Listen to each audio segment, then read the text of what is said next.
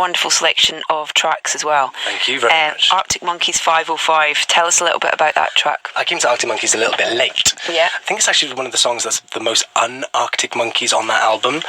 And also storytelling is something that obviously as an actor I find very sort of inspirational. I think that Alex Turner as a lyricist is amazing, and I think 505 is kind of quite heartbreaking. Yeah. By the idea that this guy is constantly on tour, and that they have this one hotel room that they always meet, or that they don't tend to meet, and just the sort of the description about how the girl lies on the bed is quite visual. So yeah, that's one of my favourite songs. It's really cinematic as well. Very cinematic. Again, that sort of plucks at my heartstrings, isn't it? And then you've got a track that's actually on a soundtrack, The Robins. Yes, The Robins, Since I First Met You, is what, again, I found that through film, it's on the Pulp Fiction soundtrack, and it's not very apparent. Tarantino doesn't use it in a sort of very in-your-face way. I think it's in the background of when John Travolta and Uma Thurman have met for the first time. I think it's in the car, maybe, when he's tripping. Yeah. It's such a beautiful song. I kind of believe that I'm an old guy in heart. I've always believed that I was born in the wrong generation.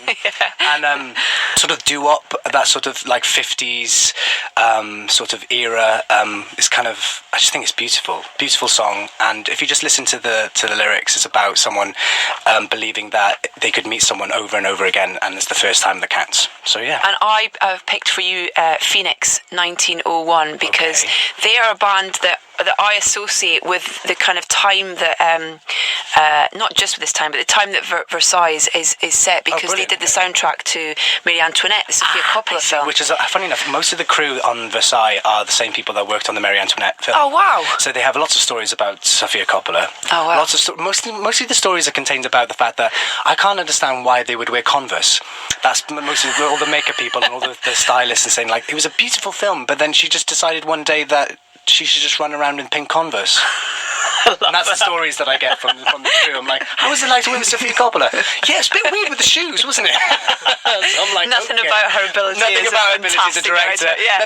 Nothing about Kirsten Dunst at all. Just be like, a bit weird about the shoes, wasn't it? That whole thing. So. Sure, Converse weren't invented in this time. No, exactly. I think we're breaking a bit too many rules here. But anyway, it is a wonderfully opulent and gorgeous period as well to be thrown into. Yeah. And congratulations on the first series of Versailles, because I mean I imagine it was hard work to be part of, because there is so much going on.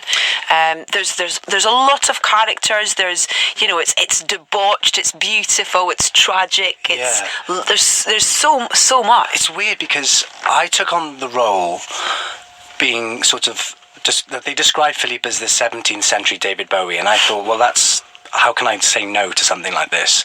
And the first 2 episodes of season 1 have a very certain type of tone. We had a director that came back that had just directed Yves Saint Laurent, the feature film Jaleel. Fantastic. He was a guy that wanted to make it opulent. He wanted to shoot something very beautiful, very almost very commercial. But the show that I think that you now watched, and I think the show that I believe that Versailles is much darker in tone, much more tragic.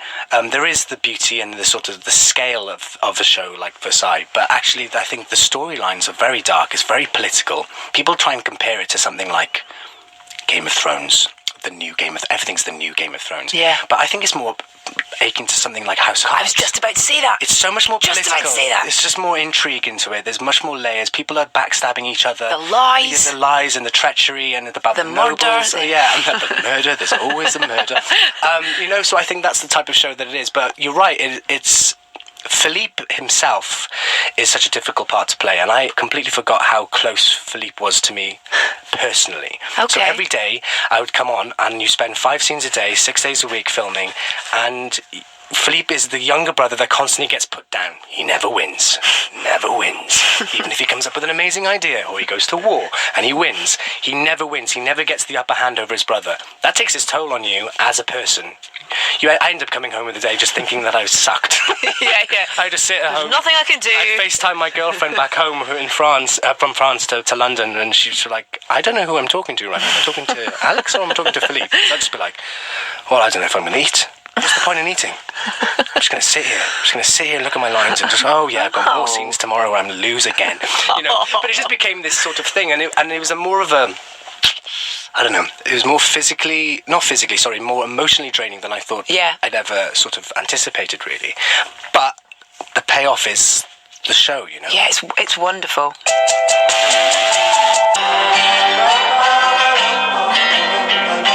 Getting that opportunity to play a character for, you know, we know that there's a second series. Yes. To play the character for that length of time is a wonderful opportunity as an actor, especially on a production like this, because, you know, that, like you say, the intricacies and the depth of the stories and the relationships between the characters, it's a wonderful thing to be able to do, to play that character and to, you know, express him and explore him. Well, yeah, and it's also, we have to remember that this is real people that really existed, so you have a duty to tell the story about who these people are.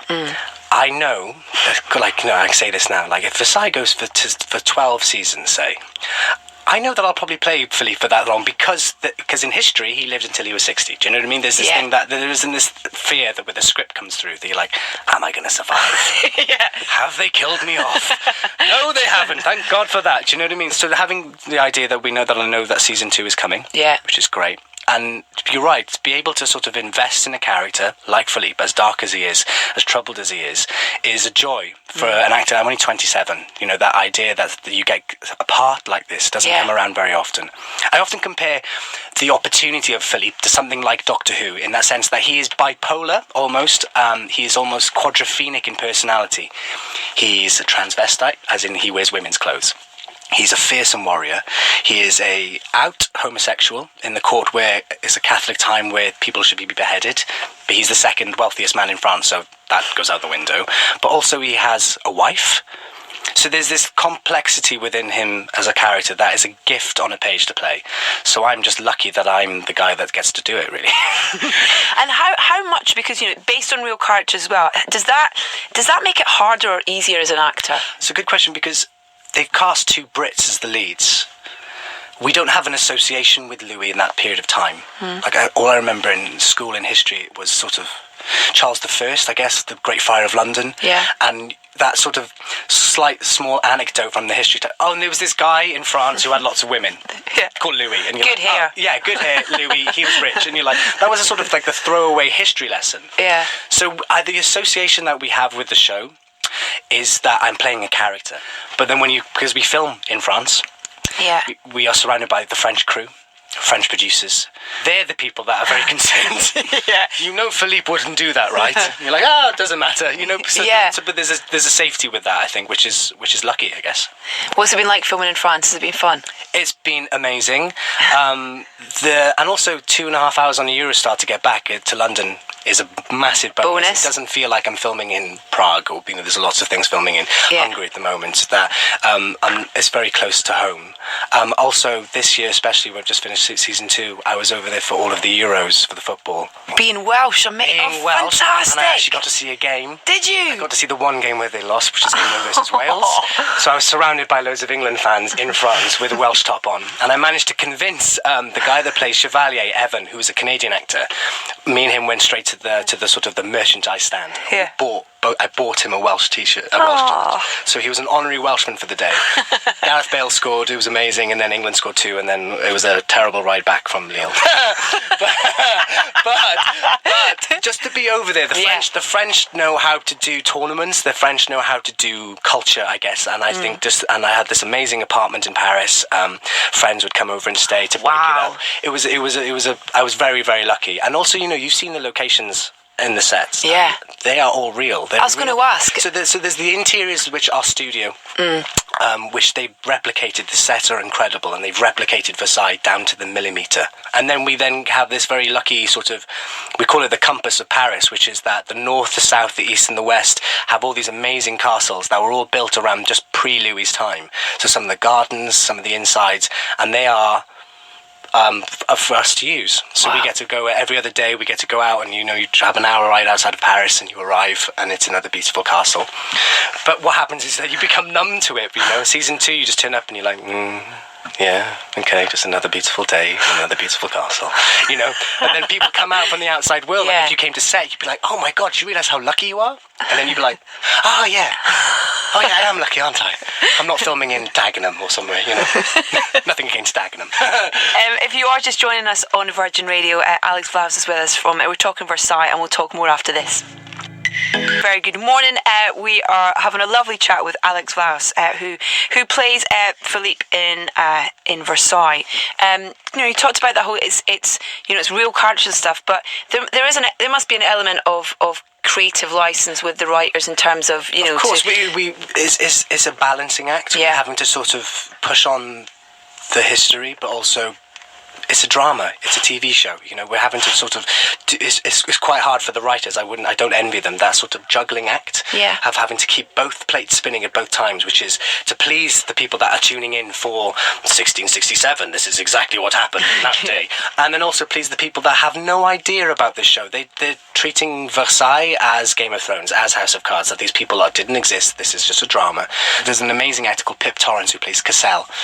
A completely fiction. Cassel existed. The Duke de Cassel existed, but the Cassel that we've introduced in the show is a completely different one. Yeah. These are people that can push on the drama, whereas then you have, I guess, the stalwarts, the sort of the constants, which are Louis and Philippe and Henriette and Marie-Thérèse, which are the real people. So they're the people that sort of keep the history fans happy, I guess. How's your French?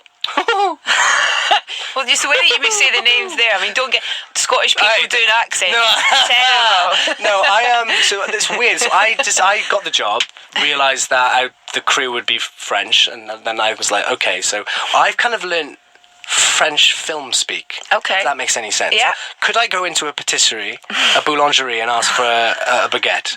No. All the makeup artists and the hair and people are saying, like, you must learn French. You must learn French, because George is fluent. So he completely puts me to shame. And I said, in that sort of boyish sort of thing, yeah, I'll learn if we get a season 2. Turns out we got season 2 very quickly. Did I learn? Did I not? No. And then now I've gone, well, I'll learn for season 3. I'm just going to keep pushing it back as like a sort of golden lucky egg that if I just keep saying I'll learn and never do, I'll just keep getting employed. Yeah, or just get them to learn Welsh. Exactly. There you go. Just get them to learn Welsh, which would be no benefit to anyone apart from me. This takes up you've just finished filming 6 months. 6 months, for series 2 and stuff. It's a big, it's half the year for you and stuff. What do you do with the other 6 months? Well, I am about to go on holiday, which is, but again, it's kind of a work holiday. I'm going to LA because my manager over there has been dying for me to come out. And when you do 6 months of a television show, you're unattainable. You can't be used. You can't do anything for auditions and stuff like that. So I'm going over there to sort of please him. And then my plan, the plan is always a plan, but it's an ambition I miss doing theatre, man. Yeah. Really do.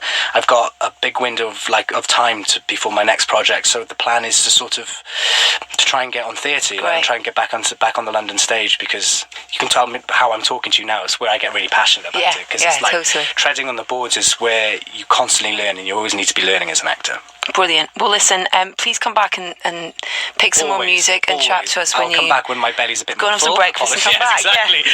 Yeah. Listen, absolute pleasure to meet you, and congratulations on series 1. I really look forward to season. Do we know when we're going to get to see it yet? I don't know. So we've only just wrapped, so it'll come out, I guess, next year, sometime in 2017. Yeah. Well, series 1 of Versailles is out on DVD.